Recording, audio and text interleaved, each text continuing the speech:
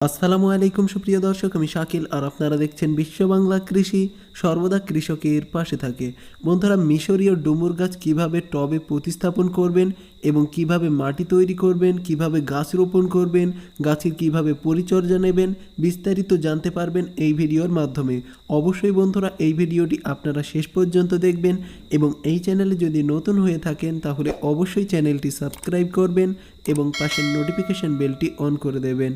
তো চলুন বন্ধুরা, শুরু করা যাক।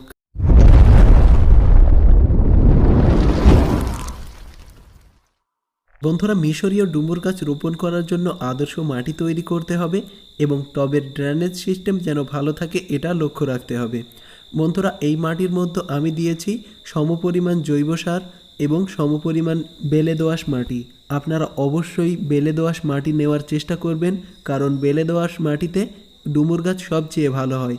এবং বন্ধুরা, এই গাছটি আমি নিয়েছি, এটা মিশরীয় ডুমুর তুর্কি ব্রাউন ভ্যারাইটি।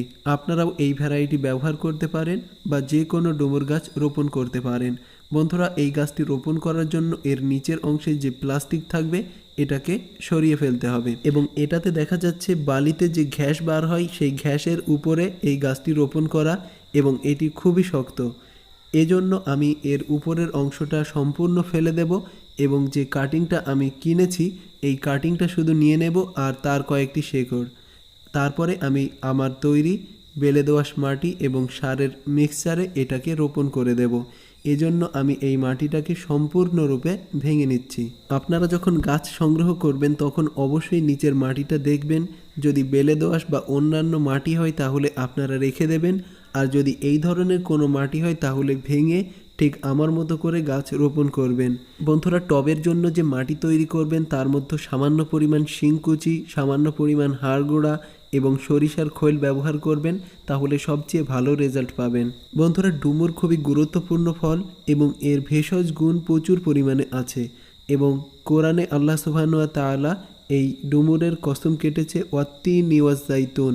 তিন ফল অর্থাৎ ডুমুর এবং জাইতুন অর্থাৎ জলপাই, এই দুটি ফলের আল্লাহ সুবহানাহু ওয়া তাআলা কসম কেটেছেন এবং রাসূলুল্লাহ সাল্লাল্লাহু আলাইহি ওয়াসাল্লাম এই ফলটি খুবই পছন্দ করতেন এবং তা সম্পর্কেও কয়েকটি হাদিসে বর্ণনা আছে।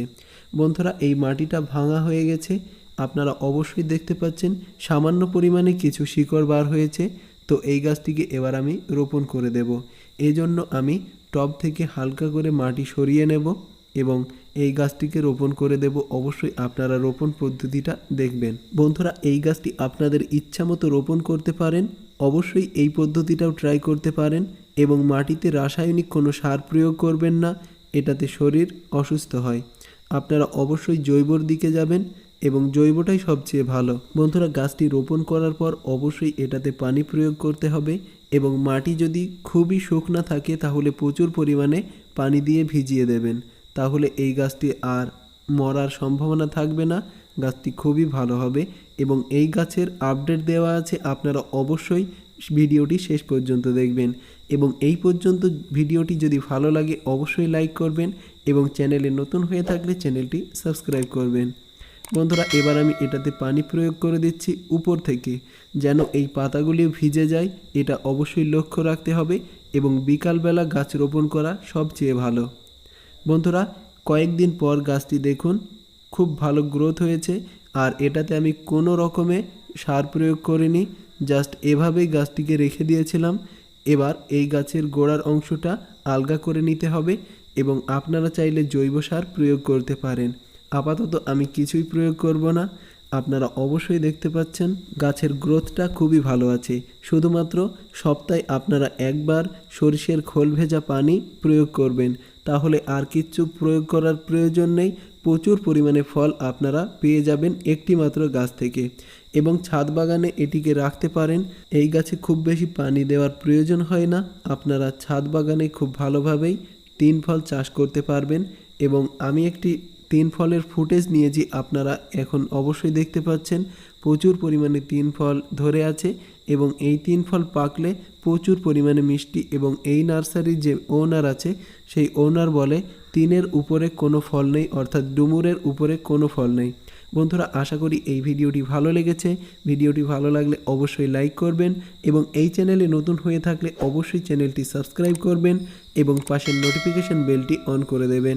ধৈর্য ধরে ভিডিওটি শেষ পর্যন্ত দেখার জন্য আপনাকে অসংখ্য ধন্যবাদ। থ্যাঙ্কস ফর ওয়াচিং বিশ্ব বাংলা কৃষি।